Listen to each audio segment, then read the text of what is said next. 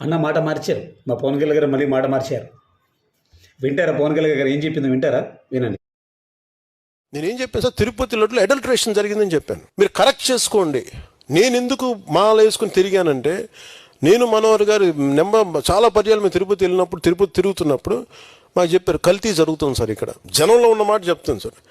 1 kilo నువ్వుల నూనె ఇంత ఖరీదు ఉంటే ఈ కిలో నెయ్యి ఎలా దొరుకుతుంది సార్ వీళ్ళకి? ఇది కల్తీ కాకపోతే మీకు అర్థం కావట్లేదు. నాకు ఆ గిల్ట్ నాకుండి అది నేను ప్రక్షాళన చేసుకున్నాను. అది డ్రామా చేయడానికి కాదు. అది అట్లీస్ట్ దెన్ సీఎం అతని గురించి చెప్పాను, నేను చెప్పలేదే. ఆయన కూర్చొని చేయమంటాడు ఈ లడ్లు కలపని, ఎవరు సెన్స్ ఉన్నాడు ఎవరు చెప్పడం మాట. సిట్ రిపోర్ట్ ఇంత క్లియర్ కట్గా కూర్చోబెట్టి ఇంత చెప్తే అసలు ఎవరు దాని గురించి మాట్లాడరు. There is no ghee at all. వాళ్ళు ఏం చెప్పింది, there is no ghee at all. నెయ్యిలో నెయ్యి లేదు. అసలు నేను ఎందుకు మాలేసినానంటే, నేను మనోహర్ గారు చాలాసార్లు తిరుపతి వెళ్తా ఉన్నాం. అక్కడ ఆయన ప్రజలు అనుకుంటున్నారు సార్ లడ్డు కల్తీ జరిగిందని అనుకుంటున్నారు అని విని చాలా బాధపడ్డాను. అందుకు నేను మాల వేశాను. అది అందుకు అంటే గజిబిజి. ఆయనకు కంక్లూజన్ లేదు. ఆయన దేని గురించి ఏం మాట్లాడుతున్నాడో, మాల ఎందుకు వేసాడు, మరి మాల వేసాడు, మెట్లు కడిగాడు, దీంతోనే కదా కల్తీ లడ్డు అని చెప్పి ప్రెస్ మీట్ పెట్టింది ఆయన కదా. బీఫ్ ఆయిల్ అని చెప్పింది కదా, ఫిష్ ఆయిల్ అని చెప్పి రకరకాలుగా చెప్పింది ఆయన కదా.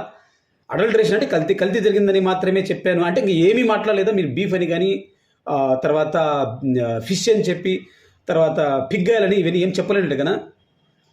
నువ్వుల నూనె కూడా కేజీ 400కు రాదు కదా, ఘీని ఎలా వస్తుంది, నెయ్యి ఎలా వస్తుంది అని చెప్పి మాత్రమే నేను అడిగానంటే 2015 నుంచి 2019 వరకు మీ చంద్రబాబు నాయుడు గారి, మీ నాయకుడే ముఖ్యమంత్రిగా ఉన్నప్పుడు టీటీడీ కోట్ చేసింది ఎంతో చూడండి.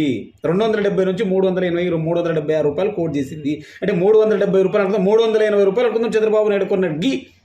ఇది 2014, 15, 19 వరకు, ఆయన ఎలక్షన్ల వరకు, జగన్మోహన్ రెడ్డి రాకమునుపు. మరి అప్పుడు స్వచ్ఛమైన ఘీ నెయ్యి ఎలా దొరికి ఉంటుంది? 300కు 370 రూపాయలకు స్వచ్ఛమైన ఘీ అంటే అప్పుడు కల్తీ జరగలేదా? పవన్ కళ్యాణ్ గారు ఒకసారి వినండి. మీరు బాగా క్షుణ్ణంగా టీటీడీ 2010 మనం విడిపోయాం తెలంగాణ నుంచి. 14, 15 నుంచి 19 వరకు మేము ఇక్కడ సంసారం చేసుకుంటా ఉన్నాం. అక్కడ సూట్ కేసు దొంగలుగా దొరికిపోతే కేసీఆర్కు భయపడి 2016, 17లో ఆంధ్రప్రదేశ్కి వచ్చి అప్పుడప్పుడు ఆల్టర్నేట్గా టెంపరరీ రాజధాని అంటే రేకుల షెడ్లు అమరావతిలో వేసుకున్నాం.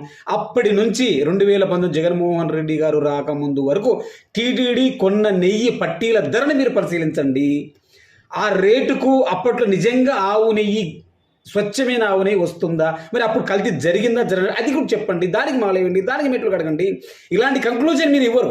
మీరే గజిబిజి అవుతారు, మమ్మల్ని గజిబిజి చేస్తారు, మీరే కౌంటర్లు వేసుకుంటారు. ఇది పవన్ కళ్యాణ్ గారు.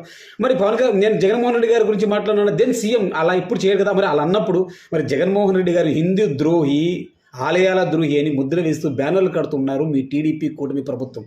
మరి దీన్ని ఖండించారా పవన్ కళ్యాణ్ గారు? పాపం కదా సార్.